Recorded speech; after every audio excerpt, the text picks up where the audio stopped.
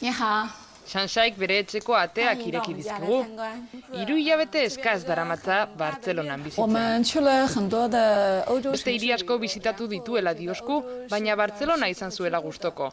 Hemen bizitzea erabaki zuen Espainiako gobernuaren ekintzaileen legea onartu zenean. Extranjeros de fuera de la Comunidad Europea se invertían más de 500 Lege horren arabera millones Europar en Batasunetik kanpoko inmuebles. edozen biztanleri El Estado bertan les bizitzeko otorga baimena la ematen residencia zaio en España. 500.000 euroko inbertzioa egin ezkero, inbertzio hori etxea erosita egin zuen. Etxe agentziak berak tramitatu zion bizileku baimena denbora gutxian, hau ere, txinatarrena da, merkatu ezin hobea aurkitu dute azken hilabeteetan. Nosotros tenemos inmobiliaria en Barcelona, en Santa Coloma y en China también. Linek azaltzen digu Bartzelonan eta Txinan dituztela agentziak. Txinan bertan iragartzen dute Bartzelona marka bezala, inbertsoreei katalogoak erakutzita sarratzen dituzte operazioa. Cada vez hay más clientes que están deseando invertir en Barcelona. Es un comprador de clase media alta de Maila China, ekonomiko de ahí. altuko inbertsoreak Y, izaten bueno, dira, batzuek debido bertan al bizitzeko gran erosten movimiento dute etxea, típico Bartzelona que familia viene hasteko con su toki hijo que quiere aproposa dela estudiar en iritzita. España, Beste interesa batzuek mucho la etxea alokairuan Universidad jartzea Europea. eta etekina ateratzea baino ez dute Hasta helburu. el típico inversor puro y duro. Sansaik telebistako programa hau erakusten digu,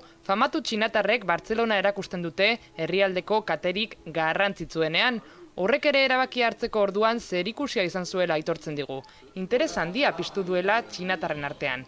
Gero, etxeko igerilekura doa eguzkia hartzera. Txinatar askok luxuzko pisuak baino ez dituzte erosten. Erosleetako askok hau bezalako urbanizazioetan bizitzea erabakitzen dute, beste batzuek ordea nahiago dute Bartzelona erdigunea. Hori bai beti etxe handi eta berriak. Aurten dagoeneko iazko etxe bizitzen bikoitza erosi dute txinatarrek.